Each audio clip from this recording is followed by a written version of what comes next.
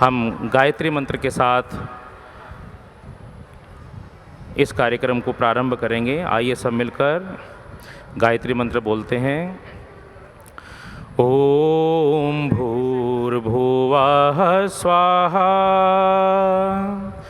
तत्सवितुर्वरेण्यं भर्गो देवस्य धीमहि धियो यो नः प्रचोदयात्। तूने हमें उत्पन्न किया, पालन कर रहा है तू। तुझसे ही पाते प्राण हम, दुखियों के कष्ट हरता है तू। तेरा महान तेज है, छाया हुआ सभी स्थान। तेरा महान तेज है, छाया हुआ सभी स्थान। सृष्टि की वस्तु वस्तु में तू हो रहा है विद्यमान। तेरा ही धरते ध्यान हम, मांगते तेरी दया।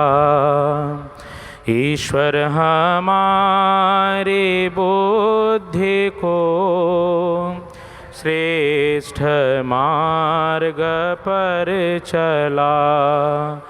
भगवन हमारी मेधा को वेद मार्ग पर चला। ओम भूर्भुवः स्वाहा तत्सवितुर्वरेण्यं भर्गो देवस्य धीमहि धियो यो नः प्रचोदयात्।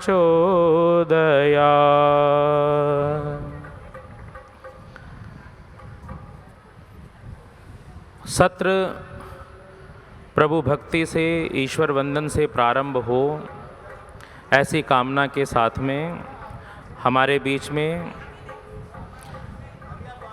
भारत ही नहीं अनेक देशों में अपनी ख्याति को प्रसारित करने वाले नरेश दत्त आर्य जी हमारे बीच हैं। आपके सुमधुर भजनों से पूरा देश ओतप्रोत रहता है। ऋषि के मिशन को आप सुदूर गांव-गांव तक पहुंचाने में संलग्न हैं। आपका ऋषि प्रचार का जो कार्य है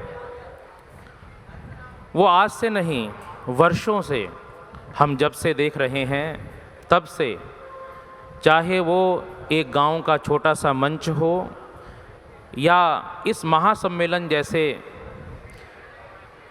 इतने बड़े सम्मेलनों का मंच हो, आपके प्रेरणादायक भजन सभी श्रोताओं को मंत्रमुग्ध कर देते हैं। आज का यह कार्यक्रम आपकी मधुर वाणी से प्रारंभ हो, ऐसी कामना के साथ में मैं आपसे विनम्र प्रार्थना करता हूं कि आप आगे मंच की ओर आकर अपना कार्यक्रम आप प्रारंभ करेंगे। ओम भूर्भुवः स्वः तत्सवितुर्वरेण्यं भर्गो देवस्य धीमहि धियो यो नः प्रचोदयात्। तूने हमें उत्पन्न किया, पालन कर रहा है तू, तुझसे ही पाते प्राण हम, दुखियों के कष्ट हरता है तू। तेरा महान तेज है, छाया हुआ सभी स्थान, सृष्टि की वस्तु वस्तु में तू हो रहा है विद्यमान। तेरा ही धरते ध्यान हम, मांगते तेरी दया। ईश्वर हमारी बुद्धि को श्रेष्ठ मार्ग पर चला, दाता हमारी बुद्धि को वेद मार्ग पर चला। प्यारा आर्य समाज हो, प्यारा आर्य समाज हमें जिस पर नाज। प्यारा आर्य समाज हो, प्यारा आर्य समाज हमें जिस पर नाज। देश को जगाने वाला, सीधी राह दिखाने वाला, देश को जगाने वाला, सीधी राह दिखाने वाला प्यारा आर्य समाज हो, प्यारा आर्य समाज हमें जिस पर नाम।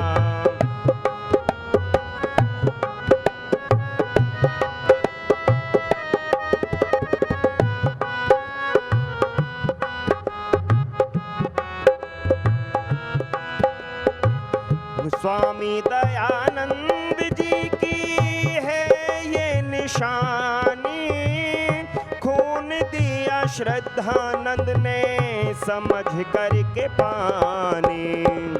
स्वामी दयानंद जी की है ये निशानी, खून दिया श्रद्धानंद ने समझ करके पानी। छोड़ सारे सुख साथ हो, छोड़ सारे सुख साज हमें जिस पर नाज। देश को जगाने वाला, सीधी राह दिखाने वाला, देश को जगाने वाला, सीधी राह दिखाने वाला प्यारा आर्य समाज हो, प्यारा आर्य समाज हमें जिस पर नाज।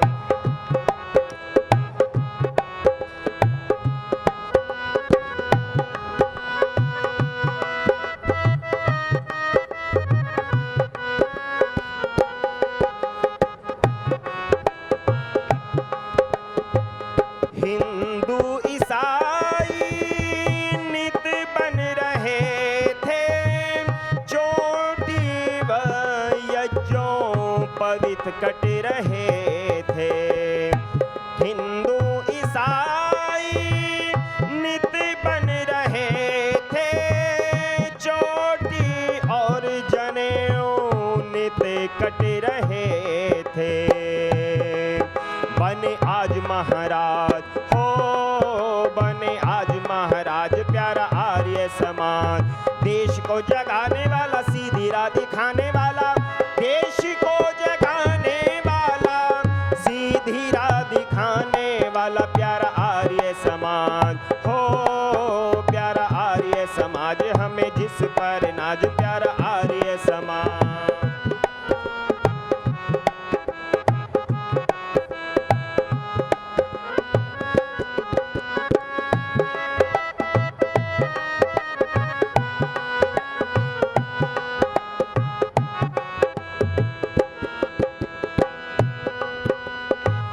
घंटे घड़ियाल बंद कर दिए निजाम ने, कृष्ण ने न आंख खोली करवट न ली राम ने। घंटे घड़ियाल बंद कर दिए निजाम ने, कृष्ण ने न आंख खोली करवट न ली राम ने। रखी आर्यों ने लाज हो, रखी आर्यों ने लाज प्यारा आर्य समाज। देश को जगाने वाला,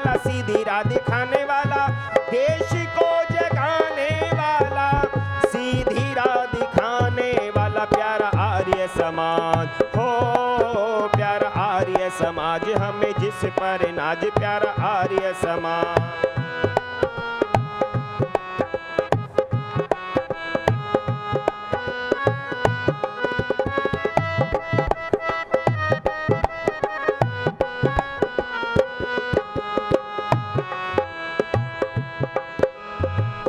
सबसे पहले दयानंद स्वामी ने बताई, गैरों का राज अच्छा होता नहीं भाई। सबसे पहले स्वामी दयानंद ने बताई, गैरों का राज अच्छा होता नहीं भाई। हमें लेना है स्वराज, हो हमें लेना है स्वराज प्यारा आर्य समाज। देश को जगाने वाला, सीधी राह दिखाने वाला, देश को जगाने वाला, सीधी राह दिखाने वाला प्यारा आर्य समाज।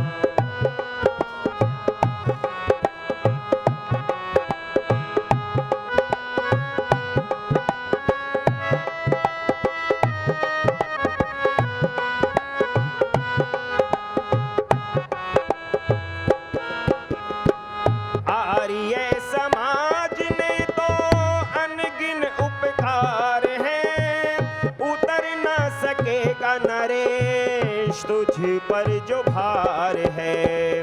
आर्य समाज के तो अनगिन उपकार है, उतर ना सकेगा नरेश तुझ पर जो भार है। तुझे धन ऋषि राज, हो तुझे धन ऋषि राज प्यारा आर्य समाज। देश को जगाने वाला, सीधी राह दिखाने वाला, देश को जगाने वाला, सीधी राह दिखाने वाला प्यारा आर्य समाज। हो प्यारा आर्य समाज, हमें जिस पर नाज प्यारा आर्य समाज। हो प्यारा आर्य समाज। आर्य समाज का 150वां स्थापना दिवस समस्त संसार मना रहा है और इस आर्य समाज का ही प्रताप है जो आज हम इस स्थान पर पहुँचे हैं। इतनी प्रगति हमने की है, नहीं तो आज हम क्या होते, हम भी कहीं ईसाई बन रहे होते, मुसलमान बन रहे होते और अपनी सनातन वैदिक संस्कृति को छोड़ करके हम दूर जा रहे होते। ऋषि दयानंद जी महाराज ने आर्य समाज की स्थापना कोई नया मतांतर चलाने के लिए नहीं की। स्वामी दयानंद जी महाराज सत्यार्थ प्रकाश में लिखते हैं कि मेरा उद्देश्य कोई नया मतांतर चलाने का नहीं है, अपितु ब्रह्मा से लेकर के और जैमिनी मुनि पर्यंत जिन बातों को मनवाना मानना अपना अभिष्ट समझते हैं, उन्हीं को मानना मनवाना मैं अपना अभिष्ट समझता हूँ। और इसीलिए उन्होंने आर्य समाज में ऐसे नियमों को रखा जहाँ पर आने से हमारी शारीरिक, आत्मिक और सामाजिक हर प्रकार की उन्नति होती है। आइए, बहुत सुंदर कवि ने लिखा है कि आर्य समाज को मंतव्यों को मानने से क्या होता है। बहुत सुंदर लिखा है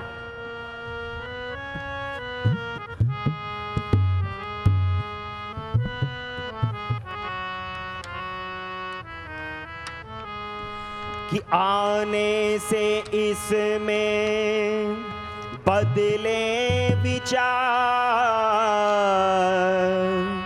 बचने से रहता है पाखंड सवार, बड़ी ही सुहानी है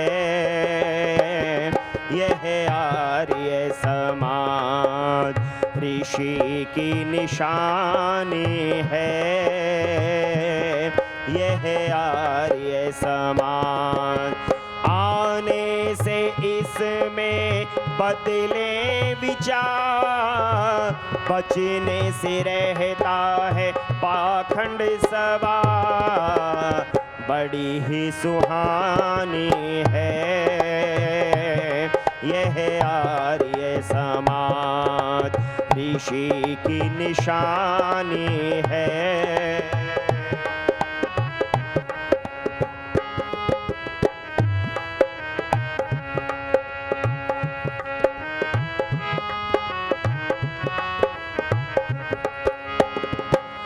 जीवन बनाए ऐसे जैसे फूलों के अंदर सुगंधी, बनता है स्वच्छ हृदय और आदत मिटाती है गंदी, करती प्रकाश जग अंदर सत्य पथ चलानी है,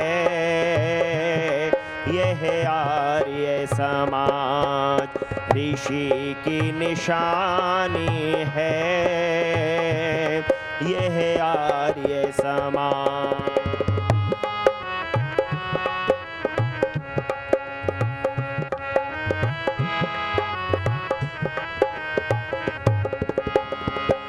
जिसने लिया सहारा वह दानव से मानव बना है, जिसने लिया सहारा वह दानव से मानव बना है, गिरते हुए बचाए घोर पापों से वह नर बचा है, वेदों का ज्ञान देती रहे ईश्वर की वाणी है, यह आर्य समाज ऋषि की निशानी है,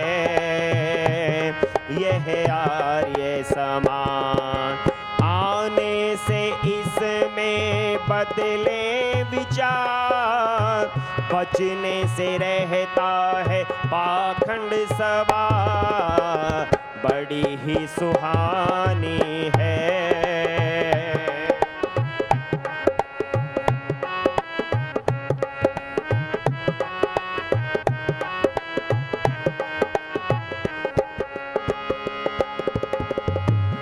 बिछुड़े हुए जनों को राघव छाती से इसने लगाया, बिछुड़े हुए जनों को राघव छाती से इसने लगाया, जो भी हुए विधर्मी उनको फिर से था शुद्ध कराया, पूछो तो कौन है ये बिछुड़े मिलानी है, यह आर्य समाज ऋषि की निशानी है, यह आर्य समाज। आने से इसमें बदले विचार, बचने से रहता है पाखंड सवार, बड़ी ही सुहानी है, यह आर्य समाज ऋषि की निशानी है, यह आर्य समाज, यह आर्य समाज, यह आर्य समाज। बहुत बहुत धन्यवाद। हम दयानंद के सैनिक आर्य समाज की ध्वजा को पूरे विश्व में फहराने के लिए एकत्रित हैं। भजन की श्रृंखला में मैं योगेश दत्त आर्य जी से प्रार्थना करूंगा कि आप भी अपना एक भजन प्रस्तुत करेंगे। श्री योगेश दत्त आर्य जी।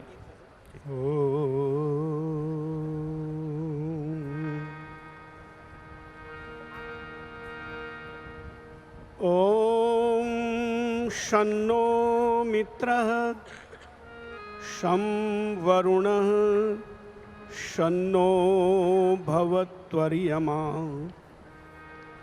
शन्न इंद्रो बृहस्पति शन्नो विष्णुरुक्रमः।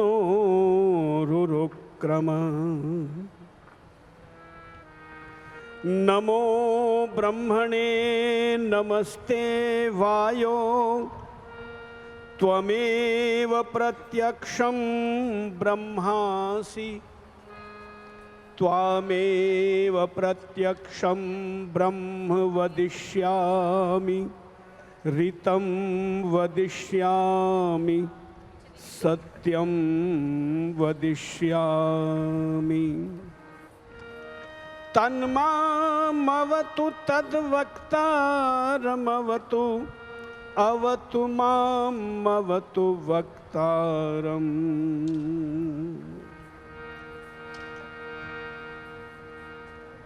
ओम अखिलेश अजन्मा अमर अकाया है, मूर्ति जिसकी नहीं वेद में बताया है।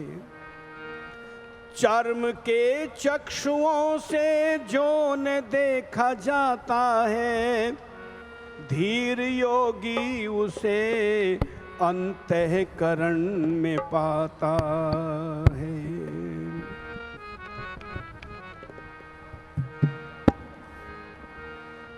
हे वाचस्पति हे वागेश्वर, हे प्राणों के प्राण, हमको दो प्रभु यह वरदान, हमको दो प्रभु यह वरदान।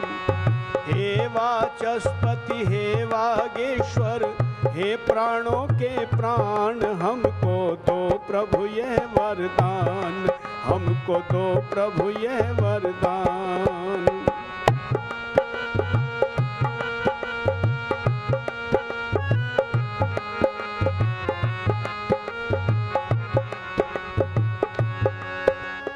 वाक हमारा हो ओजस्वी, नेत्र हमारे हों तेजस्वी।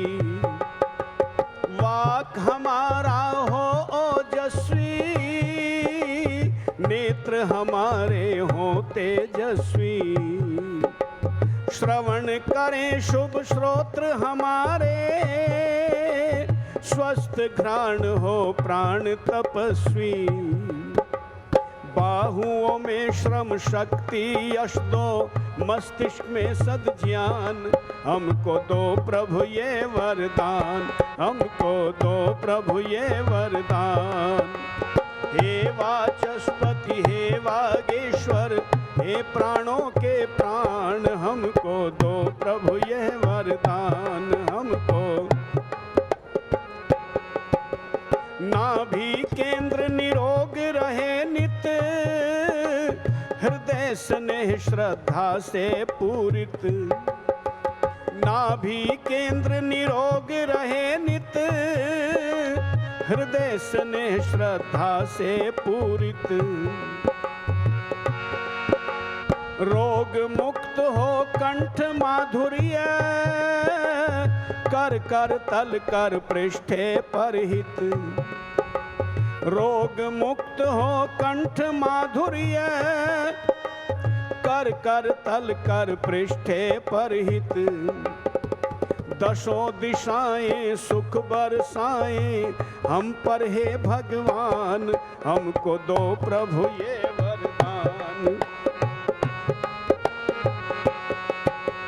हे वाचस्पति हे वागेश्वर, हे प्राणों के प्राण, हमको दो प्रभु यह वरदान, हमको दो प्रभु यह वरदान।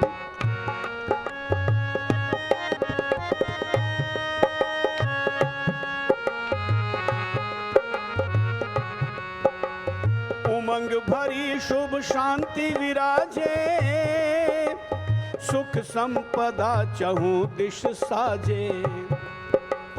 उमंग भरी शुभ शांति विराजे, सुख संपदा चहूं दिश साजे। भरो भव्य भक्ति जीवन में, प्रमुदित हो मन मंगल गाजे। भरो भव्य भक्ति जीवन में, प्रमुदित हो मन मंगल गाजे। करुणा सिंधु करुणा कर दो हम पर करुणा निधान, हमको दो प्रभु ये वरदान, हमको दो प्रभु ये वरदान।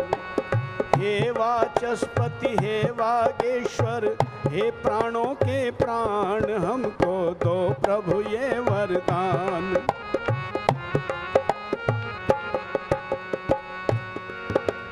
हे ज्योतिर्मय विश्व विधाता, दुर्गुण दुरित दूर कर त्राता। हे ज्योतिर्मय विश्व विधाता, दुर्गुण दुरित दूर कर त्राता।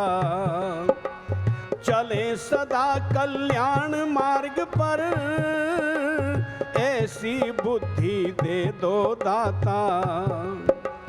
चले सदा कल्याण मार्ग पर, ऐसी बुद्धि दे दो दाता। जब तक जीवन स्वस्थ रहे तन कर प्रेमी परित्राण, हमको दो प्रभु ये वरदान। हे वाचस्पति हे वागेश्वर हे प्राणों के प्राण, हमको दो प्रभु ये वरदान, हमको दो प्रभु ये वरदान।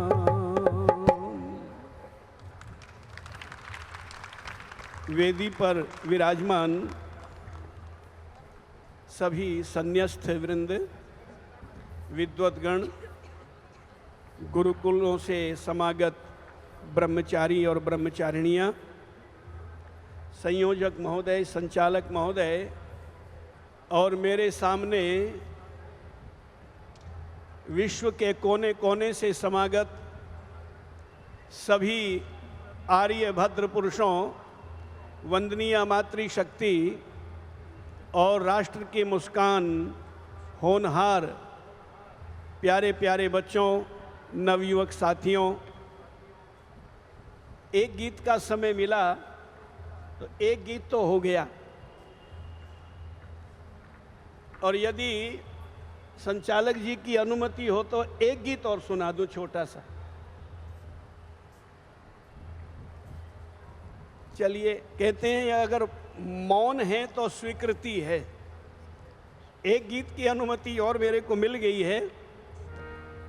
आइए, मेरे से पूर्व भाई नरेंद्र आर्य जी ने बहुत सुंदर दो गीतों को आपके सामने रखा। आर्य समाज ने क्या किया और आर्य समाज से जुड़ने से क्या मिलता है।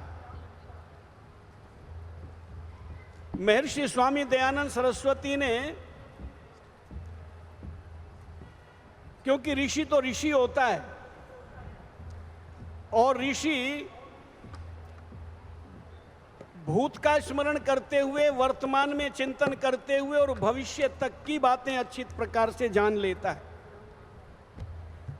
ऋषिवर देव दयानंद ने जो आर्य समाज के सार्वभौमिक 10 नियम लिखे हैं, आज तक उनमें किसी की हिम्मत नहीं हुई कि कोई त्रुटि निकाल सके। कहीं भी कोई ऐसा बिंदु नहीं है कि इस पर टिक लगाई जा सके कि ऋषि दयानंद ने यह गलत लिख दिया। बहुत ज़्यादा समय तो नहीं है, पर 10 नियमों को गीत के माध्यम से आपके समक्ष प्रस्तुत कर रहा हूं, उनको सुन लीजिए। आप सब प्रबुद्ध जन बैठे हैं, सबने आर्य समाज के 10 नियमों को अच्छी तरह जाना है। जितनी भी बीमारियां हैं संसार में, वैसे मनुष्यों के अंदर 2 प्रकार की बीमारी होती है, एक शारीरिक बीमारी होती है और एक मानसिक बीमारी होती है। तो चाहे मन से उत्पन्न होने वाला रोग हो या शरीर में उत्पन्न होने वाला रोग हो, उनके लिए चिकित्सक की आवश्यकता पड़ती है। तो आर्य समाज जो है, ये आर्य समाज मनोरोगी चिकित्सक है, मनोरोगियों की चिकित्सा करता है।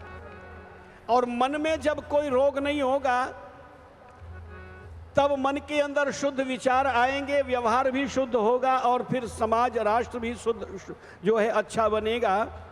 कृण्वन्तो विश्वमार्यम का उद्घोष जो है सार्थक हो सकेगा।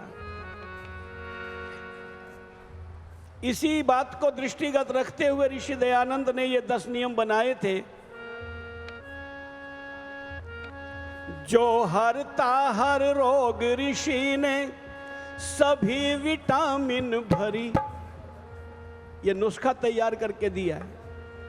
जो हरता हर रोग ऋषि ने सभी विटामिन भरी, दवाइयाँ सब है खरी, बीमारी दूर सब करी, दवाइयाँ सब है खरी, बीमारी दूर सब करी।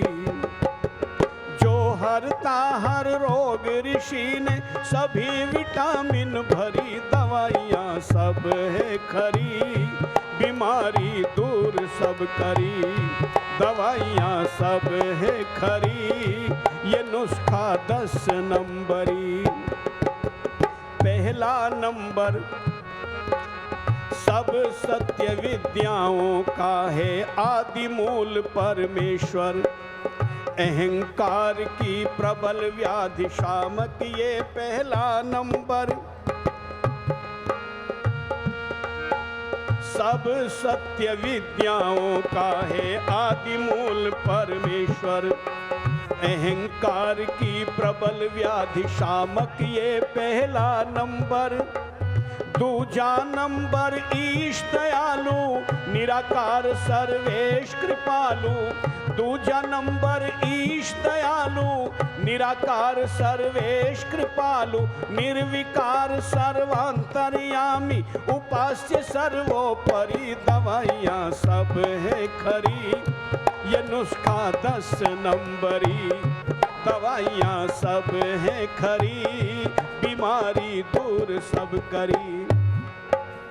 तीसरा नंबर, वेद का पढ़ना सुनना और सुनाना। तीसरा नंबर, वेद का पढ़ना सुनना और सुनाना। सब सत्य विद्याओं का है वेद में भरा खजाना। चौथा नंबर, करे इशारा रहे सदा भूमंडल सारा। चौथा नंबर, करे इशारा रहे सदा भूमंडल सारा। सत्य ग्रहण करने असत्य को तजने में तत्परी, दवाइयाँ सब है खरी, बीमारी दूर सब करी। दवाइयाँ सब है खरी, बीमारी दूर सब करी। पांचवा नंबर, कर्म से पहले सत्य असत्य विचारे। पांचवा नंबर, कर्म से पहले सत्य असत्य विचारे। छठा, करे उपकार विश्व का उन्नति पथ विस्तारे। नंबर 7, करे जो दंगा उसे प्रेम से कर दो चंगा। नंबर 7, करे जो दंगा उसे प्रेम से कर दो चंगा। यथा योग्य सबसे मिलिएगा, पकड़ धर्म की धुरी। दवाइयाँ सब है खरी, बीमारी दूर सब करी। दवाइयाँ सब है खरी, ये नुस्खा 10 नंबरी। 8वां नंबर, इस नुस्खे का स्वाद जरा कुछ तीखा। ये घटक जो डाला है इस नुस्खे में ऋषि दयानंद ने, इस पर तिलमिला उठते हैं लोग।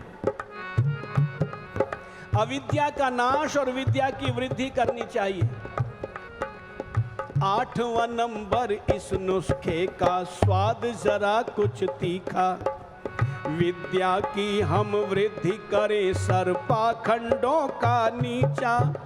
नवा करें उन्नति जन जन की, यही भावना होवे मन की। नवा करें उन्नति जन जन की, यही भावना होवे मन की। और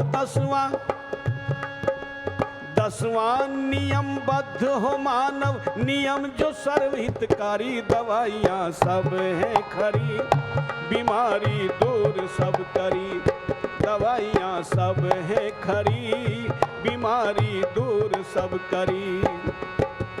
जो हरता हर रोग ऋषि ने, सभी विटामिन भरी दवाइयाँ सब है खरी, बीमारी दूर सब करी, दवाइयाँ सब है खरी, बीमारी दूर सब करी।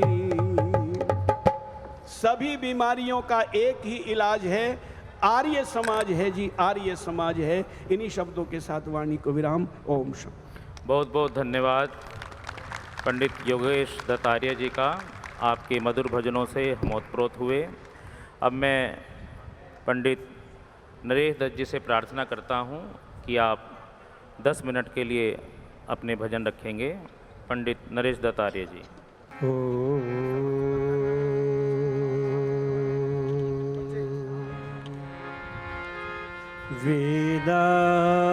वेदाहमेतं पुरुषं महान्तम् आदित्यवर्णं तं सह परस्तात् तमेव विदित्वा मृत्युमेति नान्यपन्था विद्यते अयनाय। सब वेद पढ़ें सुविचार बढ़ें, बल पाए चढ़ें नित ऊपर को, अविरुद्ध रहें द्विजु पंथ गहें, परिवार कहें वसुधा भर को। ध्रुव धर्म धरें पर दुख हरें, तन त्याग तरें भव सागर को, दिन फेर पिता वर दे सविता, हम आर्य करें जगती भर को, हम आर्य करें जगती भर को।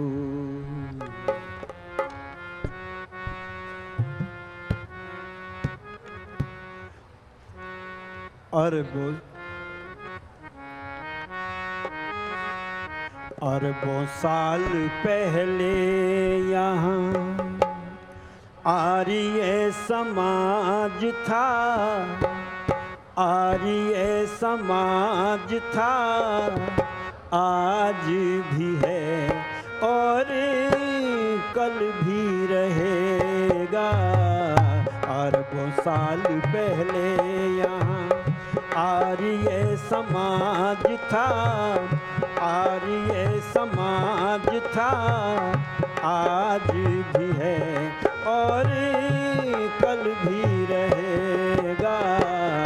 अरबों साल पहले यहाँ आर्य समाज था, आर्य समाज था, आज भी है और कल भी रहेगा।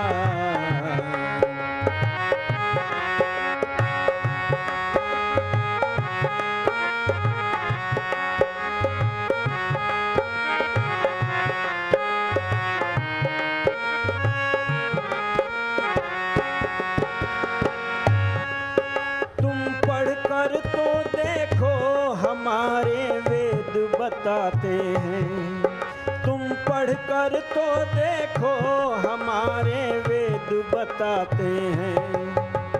मनुस्मृति में भी ये अक्षर लिखे पाते हैं, मनुस्मृति में भी ये अक्षर लिखे पाते हैं।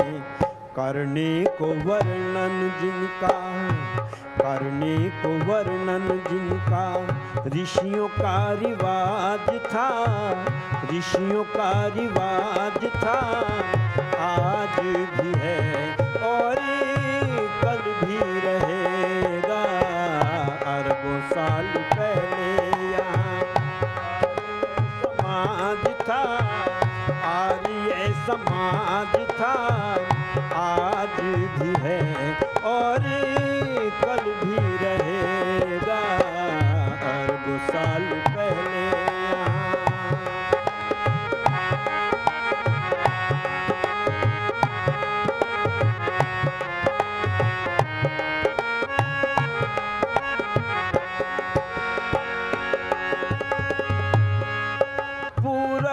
पश्चिम में सागर और दक्षिण में विंध्याचल,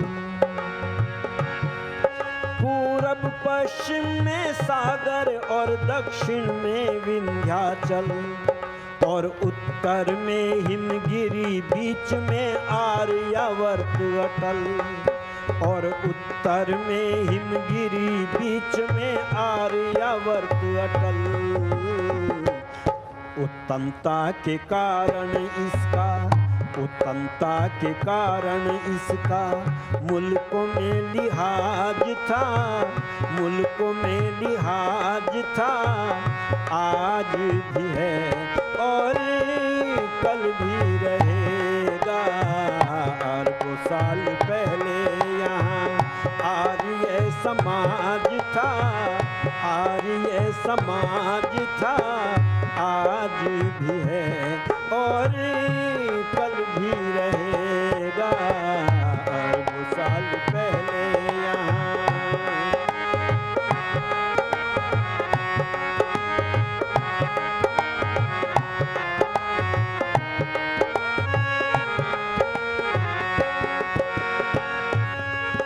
यहाँ यज्ञ हवन तप दान सकल शिक्षा भंडार कहे थे।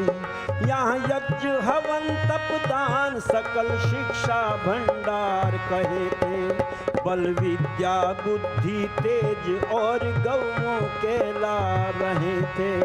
बल विद्या बुद्धि तेज और गौओं के ला रहे थे। सोने की चिड़िया भारत, सोने की चिड़िया भारत, सभी का अंदाज था, सभी का अंदाज था। आज भी कल भी रहेगा। अरबों साल पहले यहाँ आर्य समाज था, आर्य समाज था, आज भी है और कल भी रहेगा। अरबों साल पहले यहाँ वैदिक वेदी पर विराजमान उपस्थित विद्वान मंडल, संन्यास्त मंडल, सम्मान की युग मातृशक्ति, उपस्थित आर्य भद्र पुरुषों, परम पिता परमात्मा की असीम कृपा से हम आर्य समाज के 150 वर्ष पूर्ण कर रहे हैं। आप कहेंगे क्या आर्य समाज 150 वर्ष से ही है? वेद में तो आता है अहम भूमिम ददाम आर्याय, ये भूमि मैं आर्यों को दे रहा हूं। और अगर आर्य पहले से थे, वेद कहता कर्णवंतो विश्वम आर्यम, तुम संसार को आर्य बनाओ। तो पूछा यदि पहले से आर्य थे तो समाज के लोग मिलकर के भी रहते होंगे। आर्य समाज पहले से था पर बीच में हम भूल गए अपने आप को। इसलिए ऋषि दान जी महाराज ने फिर से हमको याद दिलाने का प्रयत्न किया और कहा, ए आर्यों, तुम कर्म भ्रष्ट तो हो गए पर नाम भ्रष्ट तो मत हो जाना। इसलिए स्वामी दान जी महाराज ने एक संगठन बनाया और उस संगठन का नाम रखा आर्य समाज। ए आर्यों, तुम अपने आप को जानो। और स्वामी दान जी महाराज ने उस संगठन को बना करके इस समाज के अंदर से कुरीतियों को दूर करने का प्रयत्न किया और वही जिम्मेदारी आज आर्यों के कंधों पर है। हम इस सम्मेलन में संकल्प लें, ऋषि ने जलाई है जो दिव्य ज्योति, जहां में सदा यूं जलती रहेगी। ऋषि ने जलाई है जो दिव्य ज्योति, जहां में सदा यूं जलती रहेगी। हजारों व लाखों को रास्ता मिलेगा, करोड़ों के जीवन बदलती रहेगी। करोड़ों के जीवन बदलती रहेगी। ऋषि ने जलाई है जो दिव्य ज्योति, जहाँ में सदा यूं जलती रहेगी, जहाँ में सदा यूं जलती रहेगी।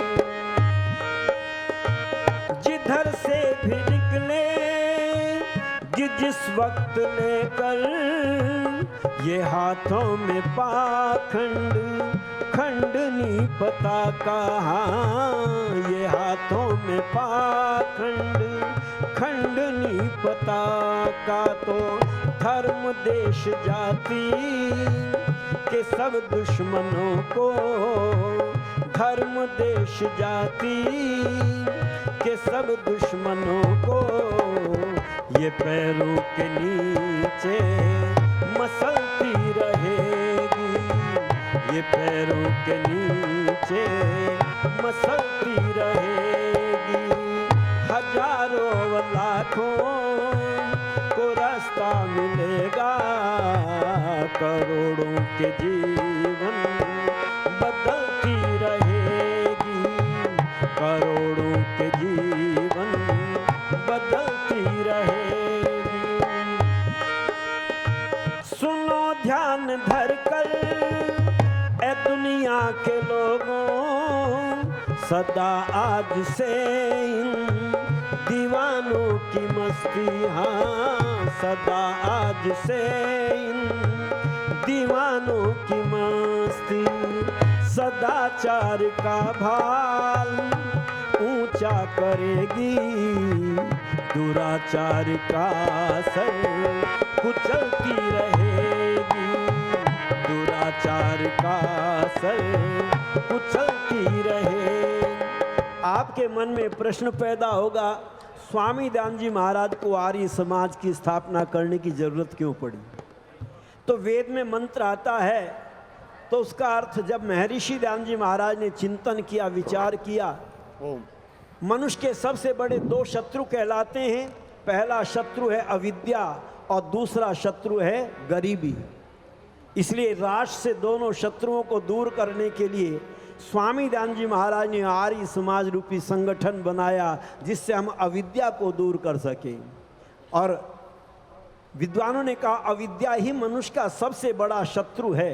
ओम ओम तो ऋषि दयानंद जी महाराज ने आर्य समाज का नियम लिखा, अविद्या का नाश और विद्या की वृद्धि करनी चाहिए। अविद्या व अज्ञान अंधकार जड़ से हिलाने जलाने मिटाने की खातिर, हाँ हिलाने जलाने मिटाने की खातिर, दयानंद के जान निसारों की टोली, दयानंद के जान निसारों की टोली, कफन बांध सर से निकलती रहेगी, कफन बांध सर से निकलती रहेगी। हजारों व लाखों को रास्ता मिलेगा, करोड़ों के जीवन बदलती रहेगी, करोड़ों के जीवन बदलती रहेगी। पहाड़ों से भिड़ना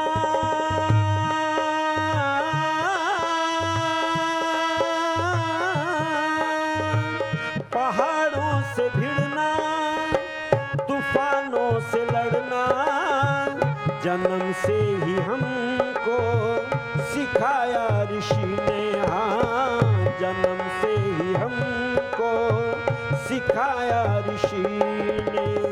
सदा मुश्किलों में यूं ही जूझने की, सदा मुश्किलों में यूं ही जूझने की, तमन्ना दिलों में मचलती रहेगी, तमन्ना दिलों में मचलती रहेगी।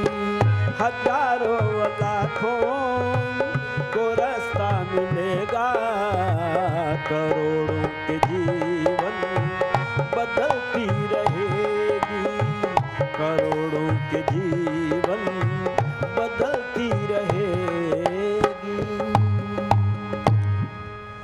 शब्दों के साथ आप सभी का बहुत बहुत धन्यवाद।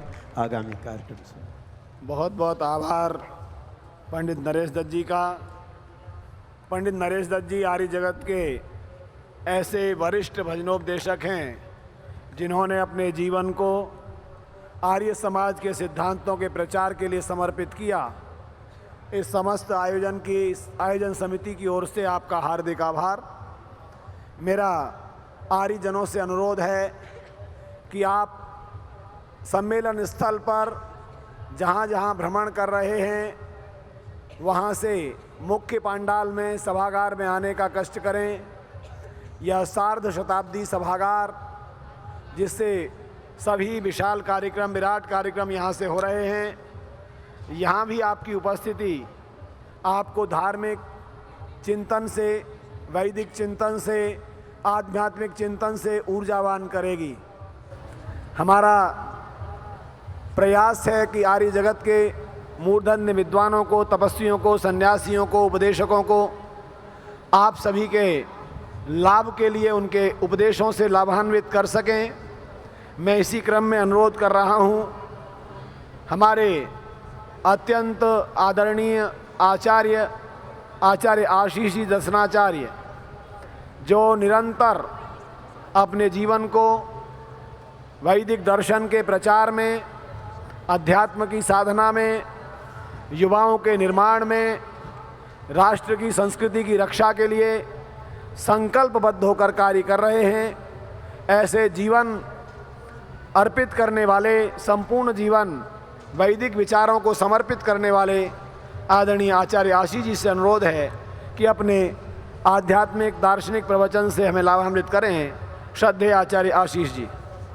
मंच पर विराजमान सभी सम्माननीय सन्यस्त वृंद, विद्वज्जन, अध्यापक, अध्यापिकाएं और प्रस्तुतियां देने के लिए यहाँ पर प्रतीक्षा कर रहे प्यारे प्यारे विद्यार्थी, बालिकाएं, धर्म प्रेमी महानुभावों, वंदनीय मातृशक्ति एवं प्रिय युवा साथियों, आर्य समाज के इस सार्ध शताब्दी महोत्सव में हम सब विविध कार्यक्रमों में बहुत कुछ सुनते हुए अब इस सुनने को इस रूप में आगे ले जाने की तैयारी में हैं कि यहाँ से हम क्या वो बातें ले कर के जाएं जो हम दूसरों को भी अच्छे से समझा सकें और स्वयं के विषय में भी हमें कई बातें बहुत सुस्पष्ट हो जाएं, जिससे हम आर्य समाज के सिद्धांतों का, वैदिक सिद्धांतों का बहुत अच्छी प्रकार से समाज में प्रस्तुतिकरण कर सकें।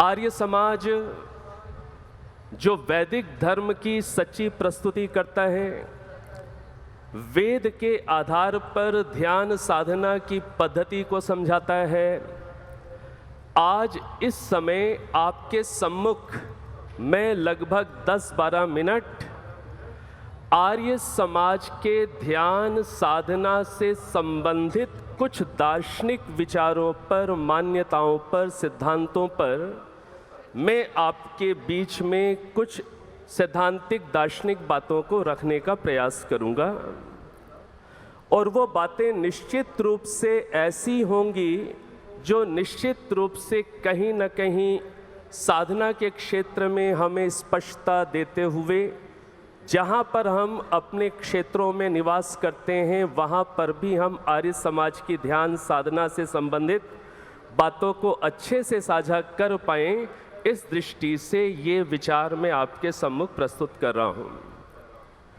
आप सभी जानते हैं महर्षि दयानंद सरस्वती जी ने आर्य समाज के 10 नियम बनाए और जो दूसरा नियम है उसमें ईश्वर के सच्चे स्वरूप का बहुत सुंदर रीति से प्रतिपादन किया कि ईश्वर सच्चिदानंद स्वरूप, निराकार, सर्वशक्तिमान आदि।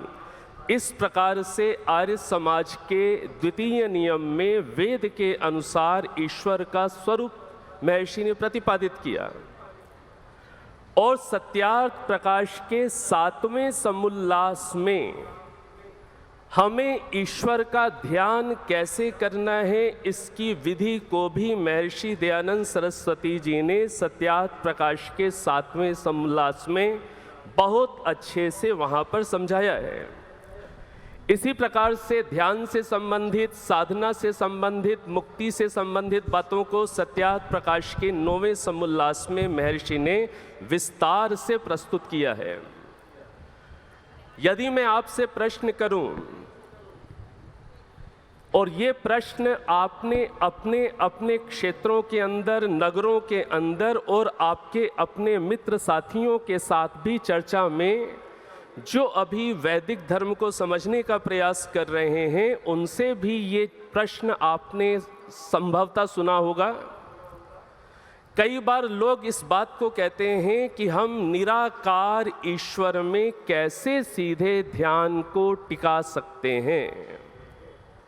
जो हमारे पौराणिक भाई हैं वो इस बात को कहते ही हैं, आपसे भी ये बात जरूर साझा की होगी आपके मित्रों ने, कि सीधे निराकार ईश्वर में हम कैसे ध्यान लगा सकते हैं। इसलिए कई हमारे पौराणिक भाई कहते हैं, मूर्ति पूजा का समर्थन करते हुए, कि इसीलिए हमें पहले ध्यान को टिकाने के लिए साकार वस्तु की आवश्यकता होती है, फिर हम कहीं ध्यान को टिका पाएंगे और आगे तत्व तक हम पहुंच पाएंगे। अब मेरा प्रश्न है, क्या हम सीधे निराकार ईश्वर में ध्यान लगा सकते हैं? क्या आप सीधे निराकार ईश्वर में ध्यान लगाने में सक्षम हो पा रहे हैं? और क्या आर्य समाज ऐसा कहता है कि हमें सीधे ही निराकार ईश्वर पर ध्यान करना है? अब वैदिक सिद्धांत को समझिए, आर्य समाज के सिद्धांत को समझिए, महर्षि दयानंद सरस्वती जी की ध्यान पद्धति को समझिए।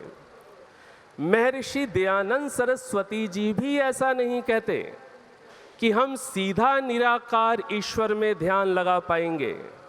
महर्षि दयानंद सरस्वती जी क्या कहते हैं कि हमें भी अपना ध्यान ईश्वर के द्वारा रचित, ध्यान से बात को सुनिएगा, ईश्वर के द्वारा रचित जो साकार चीजें हैं, ईश्वर ने ये सुंदर ब्रह्मांड बनाया, ये वन उपवन बनाए, ये तारे नक्षत्र सूर्य आदि बनाए, सुंदर सृष्टि बनाई और ये प्राणी जगत बनाया।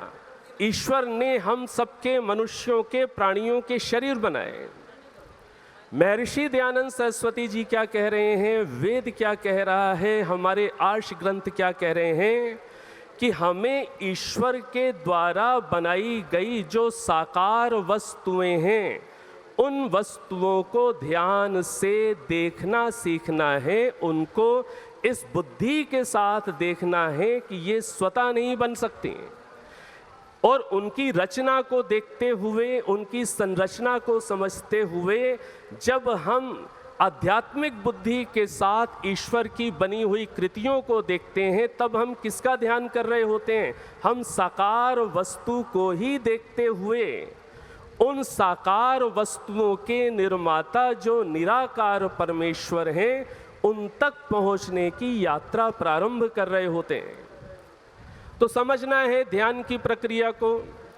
मूर्ति का ध्यान करके हम मूर्तिकार को समझ सकते हैं, जिसने मूर्ति को बनाया है। यहाँ पर बहुत सुंदर बड़ी प्रतिमा आपने महर्षि दयानंद सरस्वती जी की बनी देखी, तो उस प्रतिमा को देख करके हम सोचते हैं कि मूर्तिकार कितने निपुण हैं, उन्होंने कितना परिश्रम किया, कितना समय लगाया और ये महर्षि दयानंद सरस्वती जी की प्रतिमा बनाई। तो मूर्ति को देखने से जिस प्रकार से मूर्तिकार की योग्यता को हम समझ पाते हैं, इसी प्रकार से निराकार ईश्वर के द्वारा बनाया गया ये जो साकार जगत है और ये जो हमारा शरीर है, प्राणियों के शरीर हैं, तो वैदिक ध्यान की प्रक्रिया क्या है कि हमें ईश्वर के द्वारा निर्मित साकार चीज़ों को ध्यान से देखते हुए उनकी रचना को समझते हुए रचयिता ईश्वर तक पहुँचने की प्रक्रिया में आगे बढ़ना है। तो जब कोई आपके पौराणिक मित्र, आपके साथी यदि ये बात कहते हैं कि निराकार में कैसे हम ध्यान लगाएं, हमें तो मूर्ति की आवश्यकता है, तब आपको ये उत्तर बहुत अच्छे से तैयार कर लेना है, अच्छे से स्वयं समझ लेना है कि हमें ईश्वर द्वारा रचित साकार चीज़ों को समझते हुए, उन पर ध्यान केंद्रित करते हुए, उनके रचयिता निर्माता जो प्रभु हैं उनकी सत्ता को समझने की प्रक्रिया आर्य समाज समझाता है।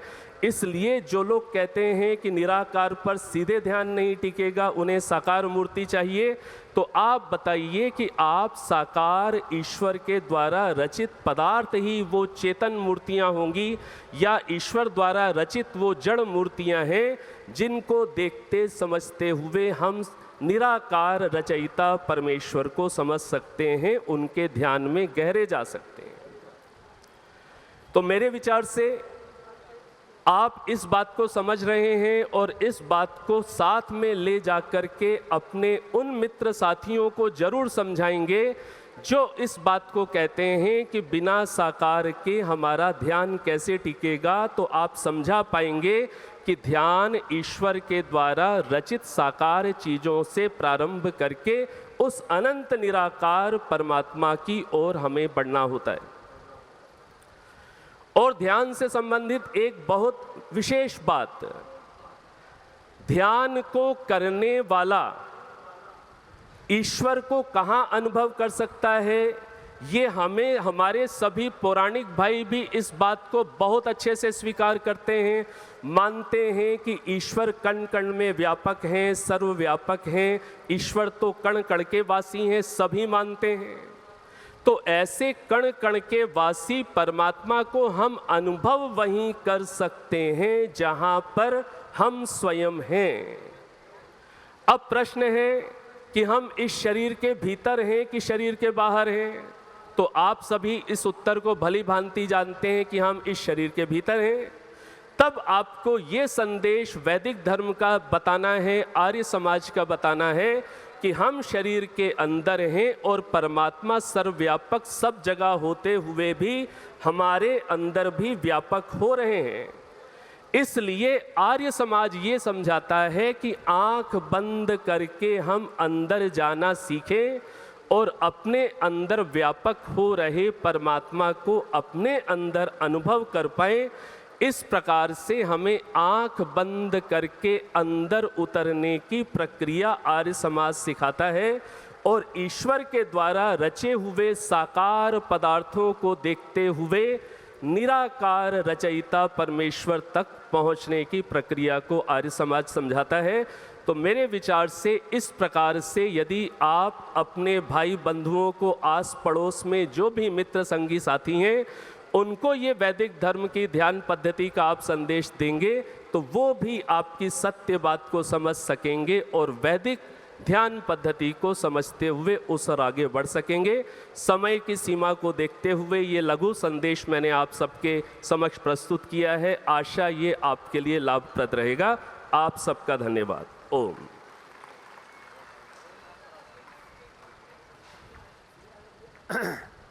आचार्य जी का हार्दिक आभार। आर्य समाज का सिद्धांत, दार्शनिक सिद्धांत और इस प्रभु के ध्यान की विधि बहुत ही वैज्ञानिक दृष्टि से आचार्य जी ने हम सबको बताई। ऋषि दयानंद जी की जो ईश्वर विषयक मान्यता है वो अपनी अलग से नहीं है, वो वेद की मान्यता है। वो सृष्टि के आदि में परमात्मा द्वारा दिए गए वेद ज्ञान की मान्यता है, जिसे प्रस्तुत किया आचार्य जी ने बहुत ही सरल शब्दों में। क्योंकि हमारी बड़ी आवश्यकता यह है कि आर्य समाज का हर व्यक्ति प्रचारक रहे। आर्य समाज से जुड़ने वाली हर बहन भाई सिद्धांतों में सरलता के साथ समझाने की विधि को विकसित करें। आप जहाँ रहते हैं, आपके पड़ोस में, आपके आसपास, आपके संपर्क में आने वाले, आपके संबंधी, जो भ्रमजाल में समाज पड़ा हुआ है उससे बाहर निकालें। ईश्वर के नाम पर जो ठगी चल रही है उससे बाहर निकालें। ईश्वर की पूजा के नाम पर जो व्यापार चल रहा है उससे बाहर निकालें। तो आचार्य जी का एक बार पुनः आभार। हमारे कार्यक्रम में जो आज का विधिवत सत्र है वो श्रद्धेय सन्यासी विद्वत मंडल के द्वारा हमारे सभी सभा के अधिकारियों को, हम सभी आर्यजनों को आशीर्वाद देने का सत्र है। यह सन्यासी विरक्त मंडल हमारे मंच की शोभा है। हमारे सन्यासीगण, वैसे तो इस सम्मेलन में हमारे सैकड़ों सन्यासीगण पधारे हैं, परंतु हमारे मंच की दृष्टि से मैं परिचय कराना चाहूँ। हमारे स्वामी साध्वी उत्तमा जी, स्वामी जी महाराज, स्वामी ओमानंद जी महाराज, स्वामी विदेह योगी जी, स्वामी सच्चिदानंद जी, आचार्य ऋषिपाल जी एवं अन्य संन्यास्त वृंद हमारे बीच में उपस्थित हैं।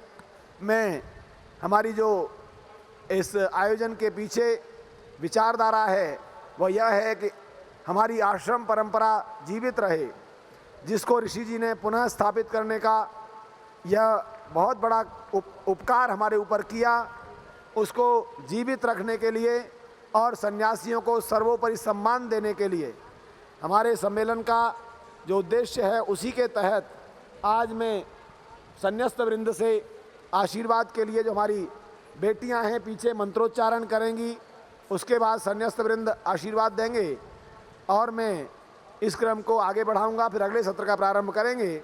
इसको जैसा योजना बनाई गई है, हमारी इसकी टीम जो है वो इसको संचालित करवाएं। आचार्य संदीप जी वेदालंकार आए।